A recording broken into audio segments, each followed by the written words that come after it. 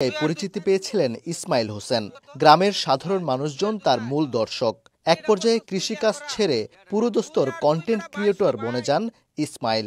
ময়মনসিংহের হালুয়াঘাট উপজেলার এই যুবক এবার আলোচনায় ভিন্ন রূপে। তার বিরুদ্ধে উঠেছে কিশোরীকে ধর্ষণের অভিযোগ। মঙ্গলবার সকালে ভুক্তভোগী ওই কিশোরীর মা বাদী হয়ে হালুয়াঘাট থানায় একটি লিখিত অভিযোগ করেন। পরে অভিযুক্ত ইসমাইলকে জিজ্ঞাসাবাদের জন্য থানা হেফাজতে নেয় পুলিশ। ইসমাইল মেয়েটিকে স্ত্রী দাবি করলেও কোনো প্রমাণ দেখাতে না পারায় তার বিরুদ্ধে হচ্ছে মামলা। ভুক্তভোগী ওই কিশোরীর মায়ের অভিযোগ, ধর্ষণের শিকার ওই কিশোরীর বাড়িতে যাতায়াত ছিল ইসমাইলের। ৫-৬ মাস আগে ইসমাইল ওই কিশোরীর বাড়িতে গিয়ে তাকে প্রেম ও বিয়ের প্রস্তাব দেন। এক পর্যায়ে বিয়ের প্রলোভনে তাকে একাধিকবার ধর্ষণ করেন। বিষয়টি পরে জানেন বলে উল্লেখ করেন ওই কিশোরীর মা।